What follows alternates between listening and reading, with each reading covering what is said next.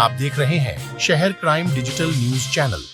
मंगलवार को भिंड से लाहौर पहुंचे मध्य प्रदेश कांग्रेस अध्यक्ष जीतू पटवारी ने पूर्व नेता प्रतिपक्ष डॉक्टर गोविंद सिंह से कह दिया कि उसकी जीत से ज्यादा आपकी हार के चर्चे हैं।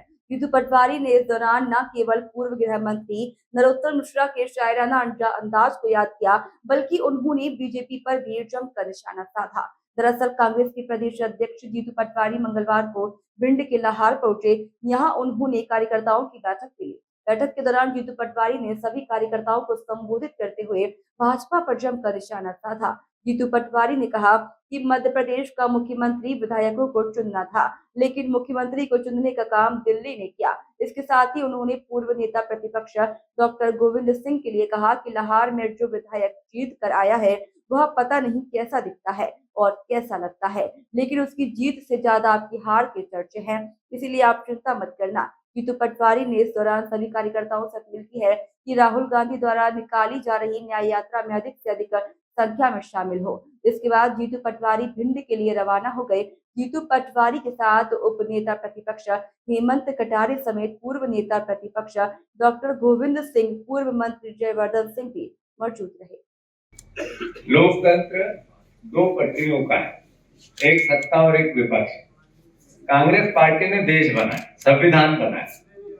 कांग्रेस पार्टी ने देश की उन्नति में भी शहादत दी, देश को आजादी भी कराई।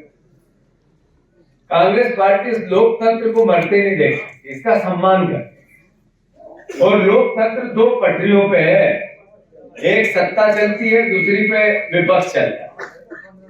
हमें जनता ने जो आदेश दिया वो सर माथे पे, हम उसका सम्मान करते हैं। हम विपक्ष की भूमिका ईमानदारी से निभाएंगे। मुख्यमंत्री चुनना था विधायकों को, मुख्यमंत्री चुना है दिल्ली से। जनता को बताया गया लाडली बहना का भैया शिवराज सिंह चौहान, दिखाया और कोई, और शादी और किसी से कर। फिर मुख्यमंत्री बना तो मंत्रिमंडल बनाने का मुख्यमंत्री का अधिकार, पर चिट्ठी आ जाती है दिल्ली से। फिर मंत्रियों को शपथ दिला दी, विभाग बांटने का अधिकार मुख्यमंत्री का, तो चिट्ठी से दिल्ली से चिट्ठी आई। हमने, प्रदेश की जनता ने सरकार बनाई भोपाल से चलाने के लिए, सरकार चल रही है दिल्ली से। ये संकट है, चुनौती है हमारे लिए, मध्य प्रदेश के नागरिक होने के नाते शर्म का विषय।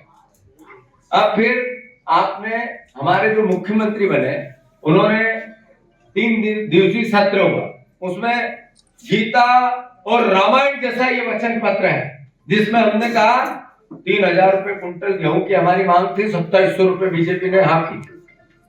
3100 रुपए धान की बात की थी, 450 रुपए गैस की टंकी कनेक्ट सिलेंडर का बोला था।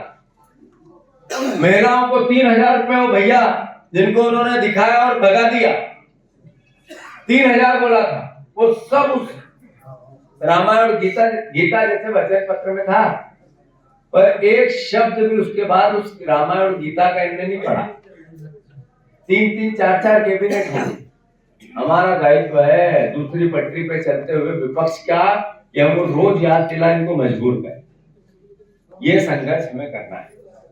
साथियों, बात इतनी है कि अभी भारत जोड़ो यात्रा, राहुल गांधी पहले शख्स थे जिन्होंने आधुनिक भारत, कन्याकुमारी से कश्मीर तक पैदल चलकर एक देश में अलग जगाया कि ये देश सबका है, प्रेम का, प्यार का, मोहब्बत का। ये भगवान राम, कृष्ण और गुरु नानक देव जी पैगंबर, जो सब ने, भगवान महावीर ने जो बात कही, अंबेडकर ने जो बात कही, उसमें कहा कि देश सबका है, इसमें सबको जीने की आजादी है, सबको रहने की आजादी है। कांग्रेस पार्टी ने जात पात से ऊपर उठकर देश में एक अलग तरह के सम्मान, मौलिक अधिकार दिए आम नागरिक, और उन मौलिक अधिकारों की रक्षा के लिए राहुल गांधी जी ने यात्रा की, भारत जोड़ो यात्रा।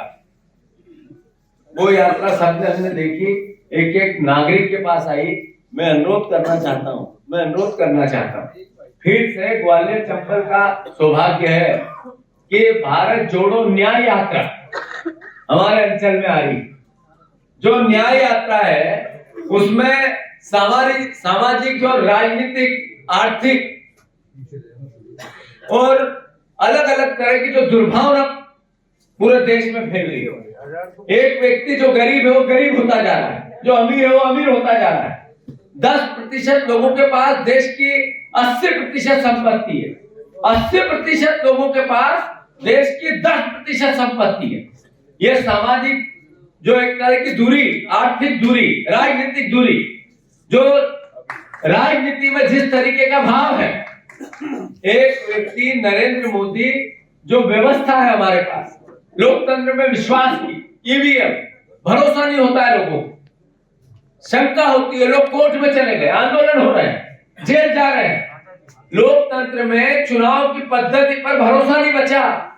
ऐसे कई मुद्दों को लेकर भारतवर्ष की फिर से 6600 किलोमीटर की न्याय यात्रा निकाल रहे हैं।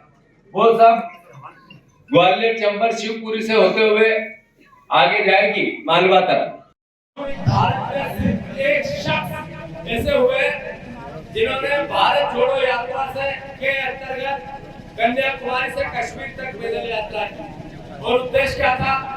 इस देश में जो हमारा प्राचीन भारत का इतिहास है, जो परंपरा है, जो प्राचीन भारत की सीख है, वो प्रेम की, प्यार की, मोहब्बत, वो आने वाले भारत के भविष्य को याद रहे। जो नफरत और घृणा का माहौल है, ये प्रेम और प्यार में कैसे बने?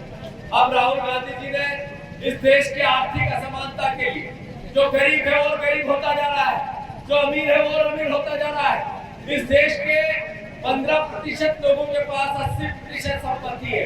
इस देश में 80% लोगों के पास इस देश की सिर्फ 15% संपत्ति है। ये अपने आप में एहसास कराता है कि इस देश में आर्थिक असमानता बढ़ रही है। एक दिन क्रांति लाएगी।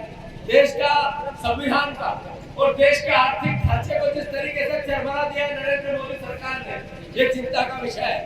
जैसे राजनीतिक असमानता, सामाजिक असमानता, देश में इस तरह की घृणा और नफरत के खिलाफ भारत जोड़ो न्याय यात्रा, न्याय आपके सम्मान के लिए, न्याय आपके अधिकार के लिए, न्याय आपके अनाज के मूल्यों के लिए, न्याय आपके बेटों की नौकरियों के लिए, न्याय आपके परिवार में इलाज के लिए, न्याय एक एक व्यक्ति, एक एक परिवार के मौलिक अधिकारों के लिए राहुल गांधी जी एक यात्रा निकाल रहे हैं जो मणिपुर से चालू होगी।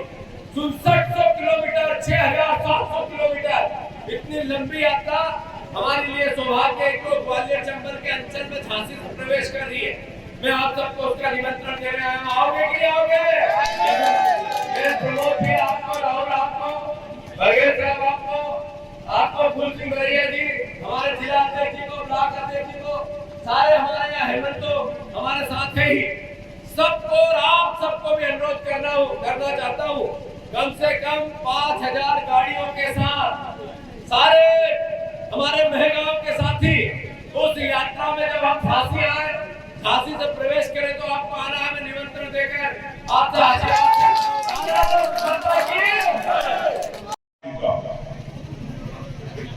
ईवीएम में भी गड़बड़ियां हुई,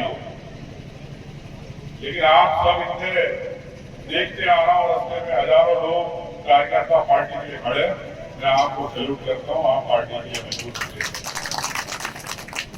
और आपकी ताकत जी कांग्रेस को जिंदा रखती है। अब मंच वाले तो ठीक है, आपको प्रेरित करने आया, लेकिन आप बूथ जिताते हैं, आप बूथ पे लड़ाई लड़ते हैं। अभी बरैया जी ने कहा कि प्रशासन केस लगाने लग गए, झूठे केस। बीजेपी चौथा चुनाव है, निरंकुश हो रही है, झूठे केस लगेंगे आप पे, लेकिन आपको डरने की जरूरत नहीं। मैं आपको विश्वास दिलाता हूँ, पार्टी की विधायक दल के नेता की ओर से हम सब विधायक, पूरी पार्टी अध्यक्ष, हम आपकी लड़ाई में आपके साथ खड़े रहेंगे, आपके पास सम्मान देंगे, ये मैं आपको संघर्ष लंबा है, लेकिन आपका मनोबल बहुत ऊंचा है। हम भोपाल में बैठने लगा कि पूरी प्रदेश में कांग्रेस सो गई, लेकिन मुझे नहीं लगता जैसे चंबल में गोलियों की आवाज आती है, ऐसे यहाँ का एक कार्यकर्ता गोली की तरह मजबूत आती है।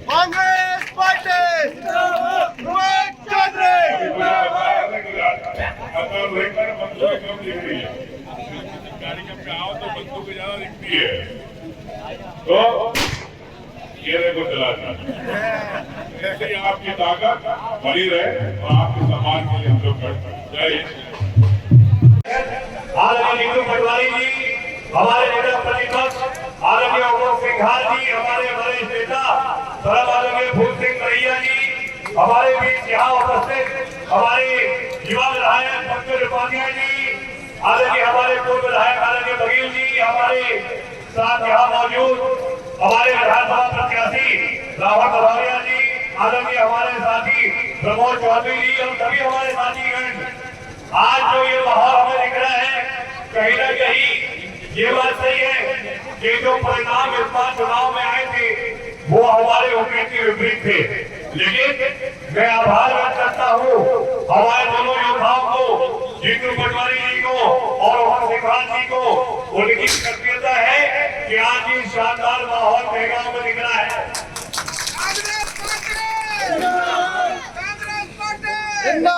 अभी और भी आगे कार्यक्रम है, तो मैं निवेदन करूंगा आदरणीय अमोक सिंघार जी से कि वो सबको संबोधित करें।